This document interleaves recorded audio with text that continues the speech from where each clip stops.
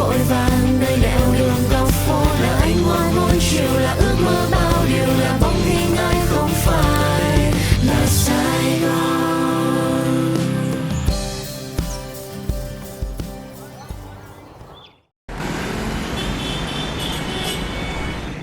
Bánh mì nóng đi, bánh mì nóng giòn đi.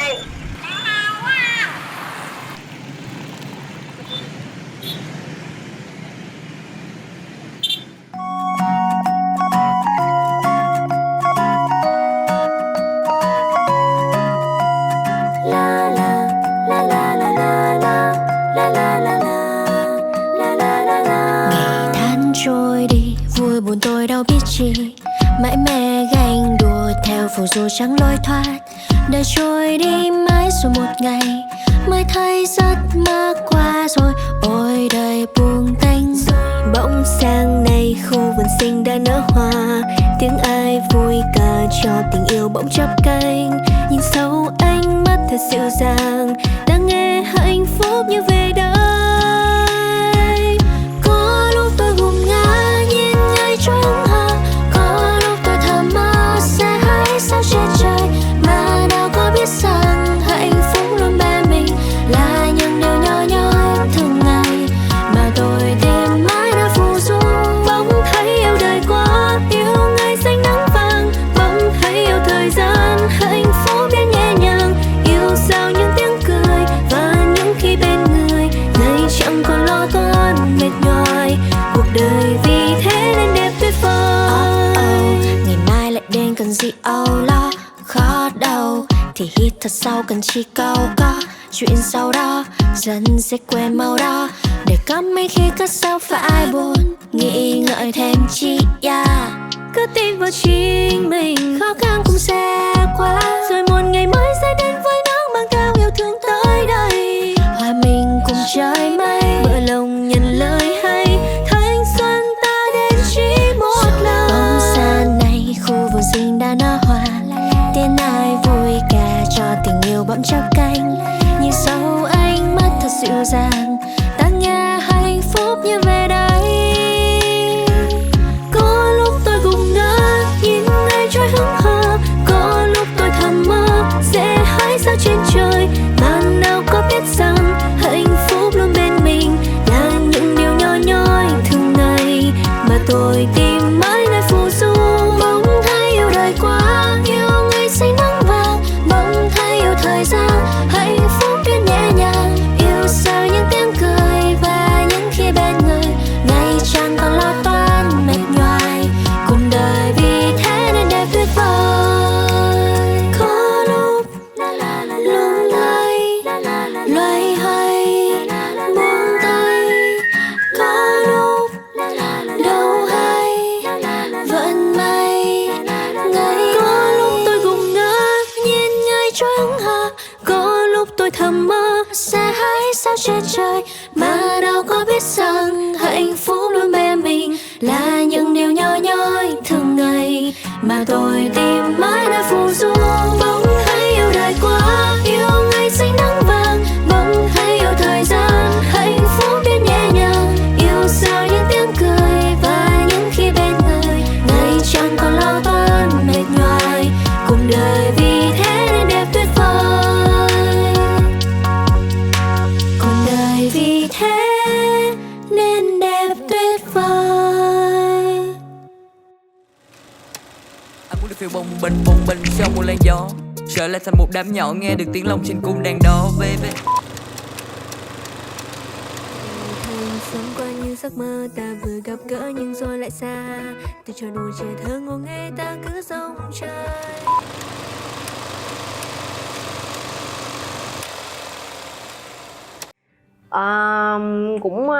Cũng khá là ấn tượng nha, tại vì lần đầu tiên mà em được quay cái kiểu như vậy á, tức là đó giờ quay hát thì quay có set up trong studio hoặc là kiểu hát live vui vẻ thôi, nhưng mà cái đó là một sự kết hợp vừa rất là công phu về bối cảnh, rồi còn quay rất là một cái địa điểm rất là xa, xong rồi còn kiểu live như vậy rồi biểu diễn chung với đồng nghiệp, với nói chung là nó một kỷ niệm rất là hay. Lần đầu tiên mà lấn sân vào cái lĩnh vực là sản xuất một cái chương trình âm nhạc thì rất là nhiều bỡ ngỡ, nhưng mà trộm vía là mọi người vẫn nhớ đến chương trình. Mình biết là nhiều người còn stream lại nữa thì mình cũng khá là vui. Tuy nhiên thì mình nghĩ là đó chỉ là một bước nhỏ trên cái hành trình làm sản xuất những cái chương trình âm nhạc thôi. Đó là một cái dự án mà em cảm thấy là em được trải nghiệm rất là nhiều và cũng như là đúc kết được rất là nhiều kinh nghiệm cho việc vận hành một cái project âm nhạc. Ngày hôm 1 tháng 12 vừa rồi á, là cái bài gì ta? Cái bài mà em viết lại lời ấy, tự nhiên quên mất tiêu cái tên mà đó là Flying Deep in the Night. Thì nói chung là cái cảm giác tự hào là nhiều á, tại vì cái bài hát đó mọi người cũng xem qua cái Hello File 1, xong rồi được các anh chị Xuân Hạ Thu Đông rồi Đại Xuân xin cái phần lyrics đó để quay chương trình ở Hàn Quốc. Đó là một cảm giác siêu tự hào và gọi là một cái thành tựu mà mình không nghĩ là mình sẽ có được khi mà làm Hello File 1 xong. Sau sự thành công của Hello File mùa 1 thì bọn mình đã quyết định quay trở lại với Hello File mùa 2. Và bọn mình cũng khá là đau đầu khi tìm ra một cái chủ đề dành cho mùa 2 lần này. Và sau khi bàn bạc thì bọn mình đã quyết định rằng bọn mình sẽ làm những cái chủ đề liên quan đến thành phố nơi mà bọn mình đang sinh sống và làm việc, đó là thành phố Hồ Chí Minh. Tại vì khi nhắc đến thành phố này thì chúng tôi sẽ có rất là nhiều điều để nói, và cái khía cạnh mà tụi mình muốn thể hiện, muốn lan tỏa là nơi mà những người trẻ nói riêng và những con người đang sinh sống tại đây hàng ngày, hàng giờ, họ làm gì, quan tâm điều gì, yêu thích cái gì. Đó là những khía cạnh về tình yêu, công việc, đam mê, hay là chỉ đơn giản là hàng ngày những cái cảm xúc vui buồn. Và cái không gian để mà kể câu chuyện đó chính là thành phố này. Bài hát mà các bạn vừa lắng nghe của Nhi Tăng với lại mình đó là bài Những Điều Nhỏ Nhoi.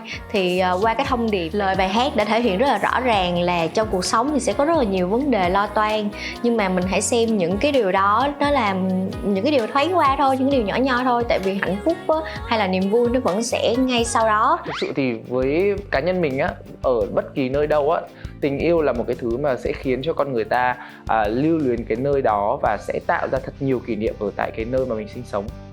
Tính ra là nhiều câu chuyện lắm á, nhưng mà hiện tại do bây giờ á, cái lúc phỏng vấn này nè, ngay cái lúc phỏng vấn này á, chỉ mới làm được có 3 câu chuyện, mà 3 câu chuyện đó vẫn đang bị gói gọn lại ở trong một cái không gian nhỏ. Sang tập 2 á, thì mình sẽ cho nó đi mở rộng ra lớn hơn nữa, những cái câu chuyện về con người ở thành phố này, lo toan bận bịu ở cái thành phố này, những mối tình bỏ ngỏ nó không được gọi là đến với nhau. Đó là theo yêu cầu của Giang và anh Bay. Nếu mà mọi người xem cái bài hát tiếp theo thì mọi người sẽ hiểu được tại sao mình nói câu đó. Lần này thì mình và Nam Khánh đã lựa chọn 2 bài, đó là Trang Trí và Em Tạm Đi Vắng Khi Anh Thức Giấc. Đây là 2 bài hát mà Nam Khánh rất là thích, và thật ra là cái việc giao thoa về giai điệu của 2 bài này nó đã tồn tại trong đầu mình rất là lâu rồi. Mình chỉ chờ một cái cơ hội để gọi là mình phát thảo nó ra, mình hiện thực hóa nó thôi. Bọn mình cũng đã tiến hành thu âm rồi, nhưng mà sau khi mà nghe đến bản final ấy, thực sự mình thấy là giọng hát của mình không phù hợp bài hát này. Không phải là cái gì mà mình nghĩ là mình thích thì mình cũng có thể làm được rất là tốt. Đấy là điều không thể mọi người ạ. Khi mà mình hát lên bài hát tự nhiên nó đang từ trong sáng nó thành âm trì địa ngục. Tự nhiên mình không còn cảm giác tình yêu ở trong này nữa mọi người ạ. Cho nên là bọn mình đã quyết định là sẽ để cái bản này cho một cặp đôi khác thể hiện. Và thực sự là khi mà mình nghe cặp đôi mới thể hiện bài hát này á, mình phải thốt lên rằng đúng rồi, phải là họ, đúng là nhạc chọn người chứ người không thể chọn nhạc được.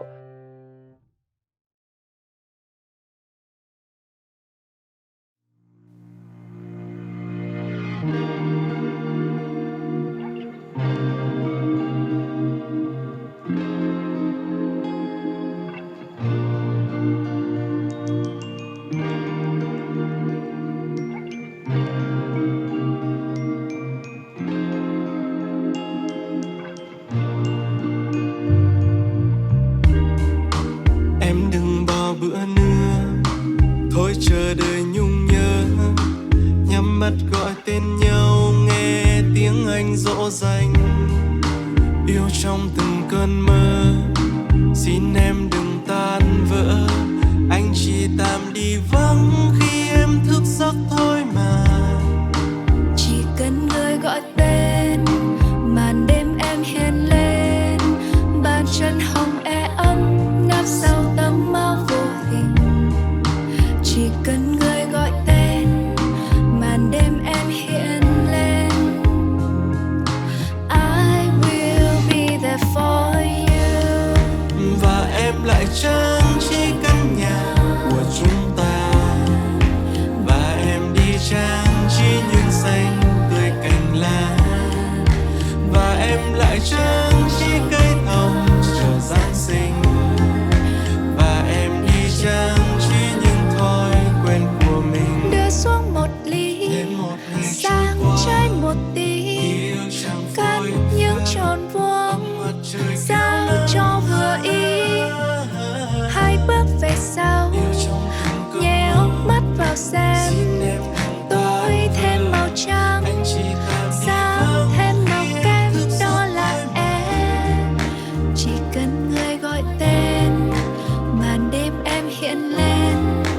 bàn chân hồng e ấm nấp sau tấm áo vô hình.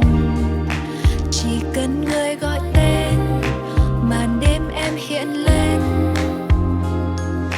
I will be there for you. Và em lại trang trí căn nhà của chúng ta, và em đi trang trí những xanh tươi cành lá, và em lại trang trí cây thông chờ Giáng sinh, và em đi trang trí những thói quen của mình. Và em lại trang trí.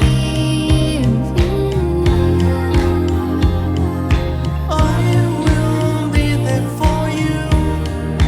Và em trang trí. I will be there for you. I will be there for you. Còn ai trang trí căn nhà để sống vui, Mà không đi trang trí tóc tai hay mặt môi. còn ai trang trí cây thông chờ Giáng sinh, mà không đi trang trí những ước mơ, trang trí những ước mơ của mình.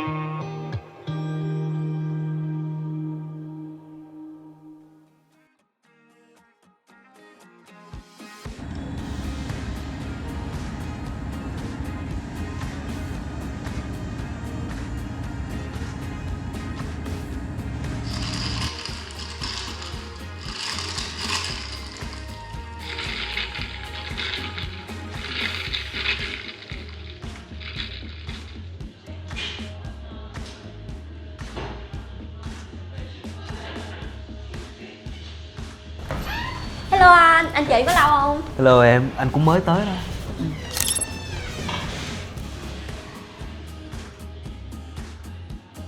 Mọi người, hiện tại là Phương đang rất là hồi hộp luôn. Tại vì đây có lần đầu tiên mà Phương đến với Hello Five và cũng như là được hợp tác với một khách mời vô cùng là đặc biệt. Giới thiệu với mọi người, đây là nhạc sĩ, ca sĩ, producer vô cùng là tài năng anh Đậu Tất Đạt.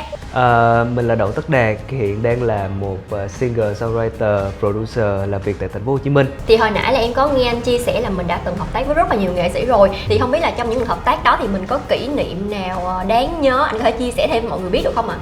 Nhiều lắm. Giống như là Win Lê làm nhạc thì thường xuyên là anh không biết tại sao nhưng mà nó qua chỗ studio của anh là nó sẽ đi tắm. Tức là khi đúng rồi, tức là nó sẽ qua và nó sẽ tắm ké studio của anh kèm thêm làm nhạc. Còn anh Ali Hoàng Dương thì ổng tâm linh lắm, ý là ổng làm việc nó rất là phong thủy, nó kiểu hồi đó tụi anh có một cái bài tên là Sai Từ Đầu làm chung với nhau thì ổng rất là muốn đổi cái tên đó. Tại vì ổng kêu là sao nghe nó có vẻ là nó sẽ thất bại từ đầu quá Đạt. Nhưng mà nghĩ đi nghĩ lại anh em một hồi thì cảm giác là không nên tin vô mấy cái phong thủy đó nữa thì vẫn giữ cái tên đấy. Rồi còn thằng Linh đó thì anh làm việc với nó từ cái hồi mà cả hai anh em còn khó khăn thì cho tới bây giờ thì nó đã thay đổi nhiều rồi, kỷ niệm thì nhiều lắm. Nhưng mà cái chính là anh cảm thấy vui bởi vì bây giờ thằng em mình nó đã nổi tiếng, đã Anh Trai Say Hi, Tóc Bạc nổi tiếng. Đấy, mong là anh Đạt cũng sẽ được như thế. Dạ vâng. Và qua đây thì em cũng muốn anh chia sẻ thêm về cảm nhận của anh về thành phố này. Trong khoảng thời gian 10 năm anh sống ở đây thì không biết là anh đã gặp những cái cơ hội gì hay khó khăn gì không ạ? Anh thì thẳng thắn mà chia sẻ thì phải vào Sài Gòn để học đại học. Tại vì mình nói là mình đam mê âm nhạc vậy thôi, nhưng mà cái lúc đó thì ba mẹ của anh vẫn chưa ủng hộ về cái con đường nghệ thuật của anh lắm. Cho nên là anh phải chịu ý ba mẹ về cái vấn đề đại học trước cái đã. Lúc đó anh nghĩ nha, thì ít nhất mình vào Sài Gòn mình sẽ có nhiều cơ hội hơn. Mình sẽ được vừa chịu ý ba mẹ vừa làm theo cái mình thích. Rồi mình cứ nghĩ ngắn thôi, mình không có tính tới chuyện đường dài. Xong rồi sau khi mà vào Sài Gòn á, nó làm cho anh nhận ra rất là nhiều điều, là mình cần phải cố gắng nhiều như thế nào để có thể mà đạt được cái ước mơ, cái đam mê của mình. Khi mà mình ở trong một cái vùng nhỏ, ở cái khoảng thoải mái trong cái thời đi học của mình á, thì mình nghĩ rằng như thế là tốt rồi, mình nghĩ rằng mình có năng khiếu này kia. Nhưng mà khi vào Sài Gòn á, gặp rất là nhiều người thì mình cảm thấy là chưa đủ. Nó làm cho anh phải cố gắng, phải học hỏi, phải tìm tòi. Rồi nó làm anh nhận ra là những cái ước mơ đó nó không có dễ như mình nghĩ. Nó có nhiều cái khó khăn, nó nghèo, nó mệt mỏi, nó hy sinh sức khỏe, cả về sức khỏe thể chất, sức khỏe tinh thần mình rất là nhiều. Nhưng mà nó đổi lại cho anh là rất nhiều câu chuyện. Tức là anh thì anh gần hết cái đoạn mà tuổi trẻ rồi, nó gần hết cái đoạn người trẻ rồi đó. Thì anh nhận ra là cái mà Sài Gòn cho những người trẻ nhiều nhất á, là những cái câu chuyện. Khi mà em ở Sài Gòn á, em sẽ tiếp xúc được với rất là nhiều người từ rất là nhiều nơi khác nhau, và mỗi người sẽ có những cái câu chuyện của riêng mình, và nó sẽ làm phong phú cái trải nghiệm của mình lên rất là nhiều, nhất là với những người làm nghệ thuật. Thì anh nghĩ cái đó là cái vui nhất mà Sài Gòn cho anh, câu chuyện.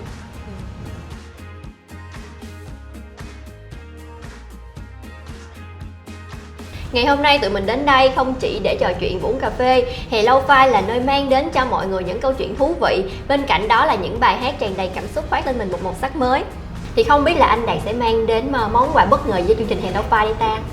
Cái bài hát mà anh đưa tới cho chương trình tên là Khi Bài Hát Này Vang Lên. Cái bài này nó là cái trải nghiệm cá nhân của anh. Như hồi nãy anh có nói với em là anh gần tới cái đoạn cuối của tuổi trẻ đó, anh gần 30 rồi. Thì những cái áp lực, những cái gánh nặng nó bắt đầu xuất hiện nhiều, và mình cảm thấy khá là khó khi mà phải vừa đảm bảo công việc, vừa đảm bảo là đủ cái sự quan tâm cho người yêu của mình. Thì đôi lúc là con người mà mình cũng không thể nào mà có thể hoàn hảo được. Thì cái bài hát này nó giống như là một cái lời xin lỗi dành cho người yêu của anh. Nếu như mà trong một lúc nào đó anh vì nhiều cái vấn đề khác trong cuộc sống, đôi khi là hơi lơ là với người yêu của mình. Em nghĩ là bạn gái mà nghe xong chắc là cũng cảm động rồi, chắc ngu giận. Không cảm động. Anh đã đưa cho nghe rồi, và cái này, và bạn gái của anh nói là cái này giống như là biện hộ, lý do lý trấu á. Nhưng mà thôi, mong là mọi người sẽ thích khi mà nghe ca khúc này. Dạ vâng. Vậy thì không để mọi người chờ lâu, chúng ta hãy cùng lắng nghe ca khúc Khi bài hát này vang lên.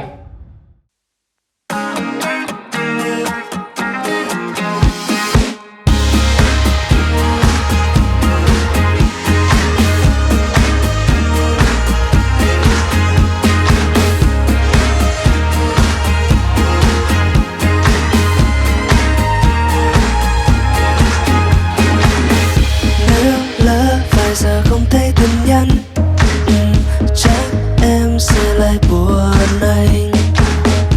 Nếu cuối tuần này anh phải đi vắng, liệu rằng em có thể bỏ qua cho anh? Lo là em sẽ giận nếu nhiều lần anh quên, khi thời gian cứ trôi qua nhanh mà việc đâu có hết. Lo là ta sẽ buồn trong một ngày trong vắng, nên giặt đôi khúc ca viết gia đình nhạc anh. Và điều nhỏ bé cho anh vui mỗi khi em cười, khiến anh không còn nhớ những nỗi buồn chưa nói.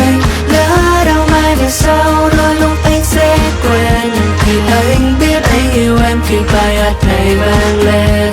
Anh biết anh yêu em khi bài hát này vang lên. Anh biết anh yêu em khi bài hát này vang lên. Anh biết anh yêu em khi bài hát này vang lên. Anh biết anh yêu em khi bài hát này vang lên. Lấy lý do là anh vẫn phải cố gắng khi những thứ mà ta cần lo cứ dần tăng lên.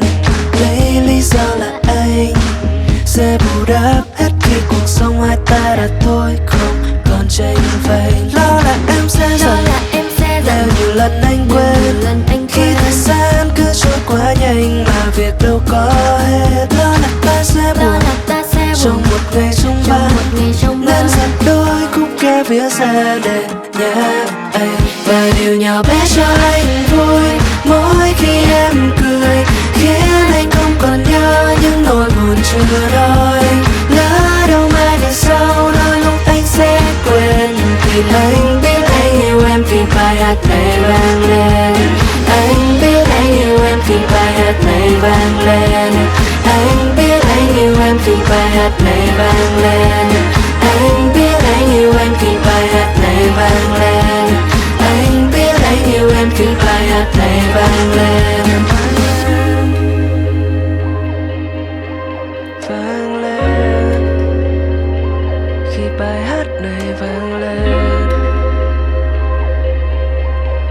thì ta nhớ ta yêu nhau và điều nhỏ bé cho anh vui mỗi khi em cười khiến anh không còn nhớ những nỗi buồn chưa nói. Lỡ đâu mai về sau đôi lúc anh sẽ quên thì anh biết anh yêu em khi bài hát này vang lên. Anh biết anh yêu em khi bài hát này vang lên. Anh biết anh yêu em khi bài hát này vang lên. Anh biết anh yêu em khi bài hát này vang lên. Anh biết anh yêu em khi bài hát này vang lên.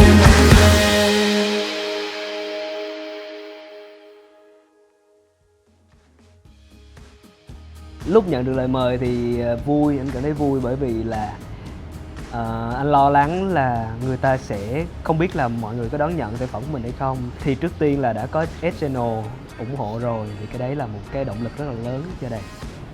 Ban đầu thì cái bài này là một bài solo không có sự góp giọng của ai khác. Thì sau khi là có giọng ca của Tùng Phương vào thì anh cảm thấy rất là thú vị. Nó giống như là một cái hướng đi khác so với cái hướng đi ban đầu của anh và anh thích cái hướng đi này. Hồi đầu anh còn nghĩ là Phương sẽ không nhớ được bài của anh hát như thế nào cơ.